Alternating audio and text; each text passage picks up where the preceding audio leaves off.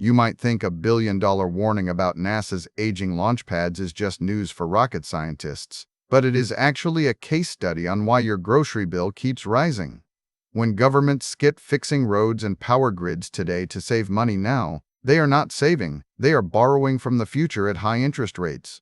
This creates an invisible tax that erodes the purchasing power of every saver in this room. The story begins with the Artemis program. Recent reporting indicates that aging launch facilities require roughly $1 billion in upgrades just to safely handle these new missions. But look closer, and you will see a pattern repeating far beyond Cape Canaveral.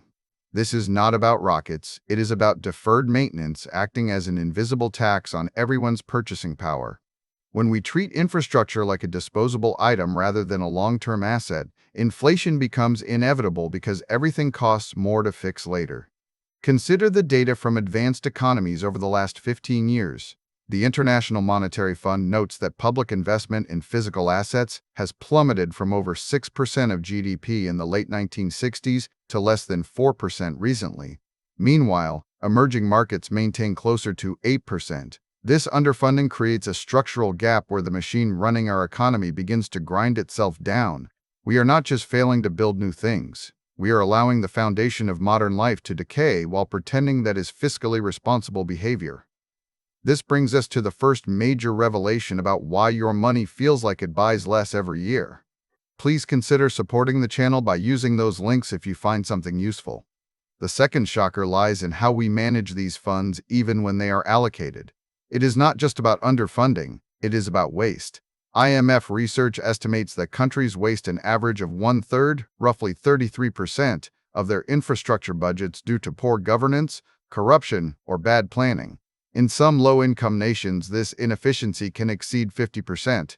This means for every dollar spent on a project that should have improved our roads or energy grid, only 67 cents actually went into the asset itself. The rest vanished through administrative bloat and mismanagement before a single shovel hit the ground. This creates a paradox in our financial system right now. There is roughly $18 trillion of United States GDP sitting in pension funds and insurance companies globally seeking yield.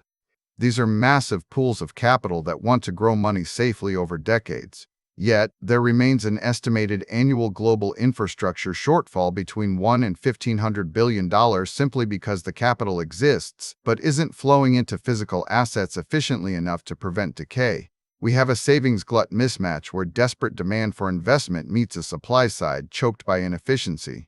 Think of this like taking out a loan with 10% interest. When you skip fixing that roof or repaving that highway, you feel good about saving the budget today. You see $0 leaving your account right now. But 5 years later, when the leak becomes a flood or the pothole destroys an engine, the cost to fix it is not just the original repair price, it includes the emergency fees and the collateral damage of downtime. Skipping a repair is effectively borrowing from the future with massive fees attached. The interest rate on deferred maintenance in our economy is often far higher than what you earn on your savings account. This issue extends beyond concrete and steel into the digital realm as well. Governments have historically treated digital systems like national ID networks or payment platforms as temporary IT projects rather than essential infrastructure. This leads to redundant spending where different agencies build separate, incompatible systems that fail to multiply economic value. We see this in fragmented services that require citizens to jump through hoops just to access basic benefits. The lack of a unified digital backbone acts exactly like a crumbling bridge does for traffic. It slows everything down and increases the cost of doing business for everyone involved. For everyday savers, the lesson is clear. Quality matters more than quantity when it comes to spending. A dollar spent on fixing an asset today prevents $5 of cost tomorrow. Conversely, underfunding physical assets creates future costs that inflate the price of essential services for ordinary people. You are effectively paying a tax on everyone else's lack of maintenance through higher prices at the store and in housing markets. The solution is not to hate government spending. It is to demand better governance so that capital flows into projects that actually work, rather than leaking away into inefficiency. If we can align our massive pool of private savings with these critical needs, we could bridge the gap without needing more taxes from viewers immediately. But until then, every time you see a price increase at the grocery store or hear about utility costs rising, remember it is often just the bill coming due for repairs that should have been made 20 years ago. The invisible tax of deferred maintenance is real, and it is being paid by your household budget right now. Thanks for watching all the way to the end. I am a one-person team working hard to make each video better than the last. Subscribe if you found value. It is the best way to show support. Drop a comment with your biggest takeaway. See you in the next video.